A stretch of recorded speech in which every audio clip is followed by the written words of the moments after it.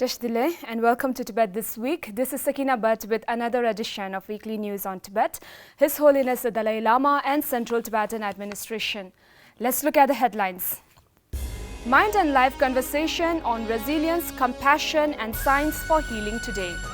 CTA President's media interviews push Tibet as core issue in India's border tensions with China. Torture as a key instrument in dealing with political dissidents in Tibet, says European Union Human Rights Desk CTA.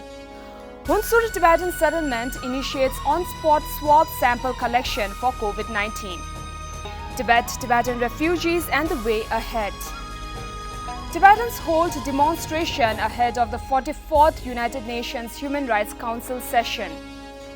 Tibet at 22nd EUChina Summit. Essay contest to mark Year of Gratitude to His Holiness the Dalai Lama.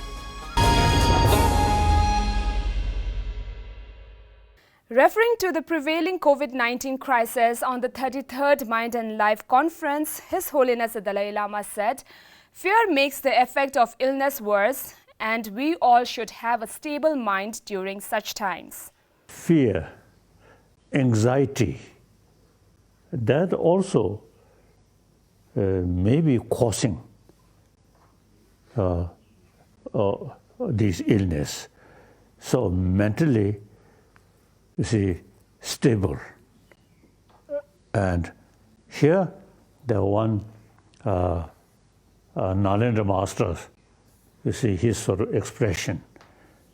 When we face problem, we analyze the problem.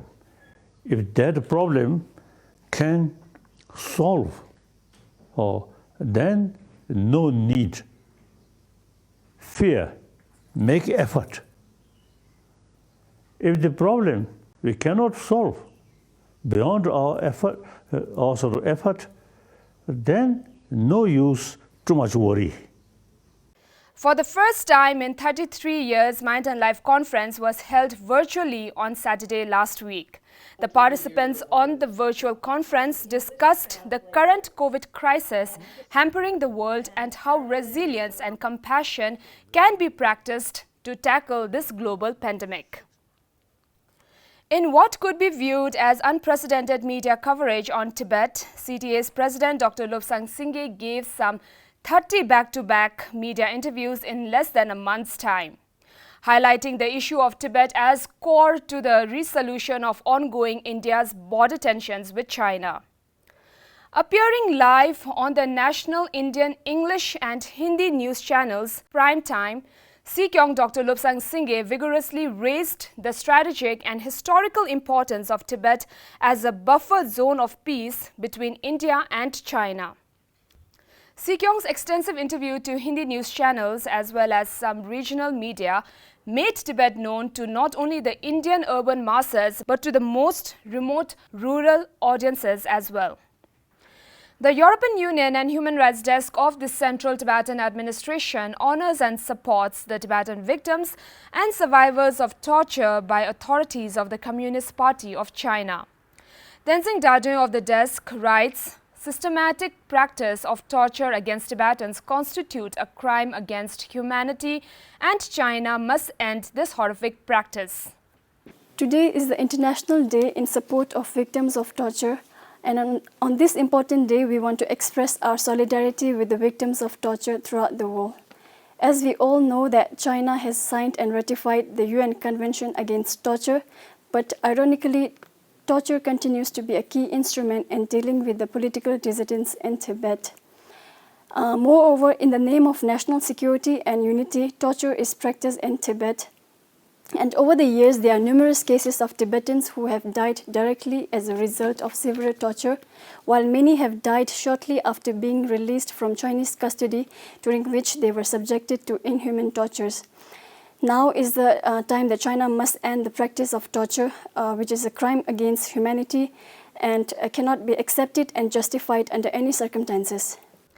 With the nationwide COVID-19 threat on the rise, the Hunsur Tibetan Settlement in South India will begin on-spot swab sample collection at the community quarantine center. The move was taken in consideration to mitigate the possible risk of disease transmission as well as to reduce the travel time taken for every individual to reach the district hospital for COVID test. As confirmed by the settlement officer, there are a total of 11 Tibetan volunteers at the Rabgeling Quarantine Center with 3 staff performing regular sanitization of the facility. In the light of the worsening situation, CTA President Dr. Lobsang Singye urged Tibetans travelling from or via Delhi to the Tibetan settlements to strictly inform the concerned settlement officers 1 week ahead of their arrival so that the necessary arrangements can be appropriately made. Marking the World Refugee Day last Saturday, the Information Secretary Tsawang Gyalpo Arya wrote that Tibet will resume its old age role of sharing the message of peace and non-violence with the fall of communism and the birth of a democratic China. Tsawang Gyalpo Arya's article shared the story of how Tibetans lost their country and became refugees, their struggle, hope, and what the future holds for them. The United Nations designated June 20th to remember the refugees around the world and to remind ourselves of how we all could work together to restore the rights and dignity of the refugees. Tibettv released a series of short films documenting lives of Tibetan refugees. Tibetans in Switzerland and Liechtenstein assembled at the place Des Nations in protest against China's continued violation of human rights in Tibet and other regions under China's control. The demonstration was in front of the United Nations Human Rights Council office on Friday last week, ahead of the 44th regular session of the UN Human Rights Council. Issues concerning China-originated COVID-19 affecting millions of lives and resulting in double lockdown for the Tibetans in Tibet were discussed. The European Union expressed concern on the deteriorating human rights situation in Tibet and of human rights defenders, as well as restrictions on the fundamental freedoms.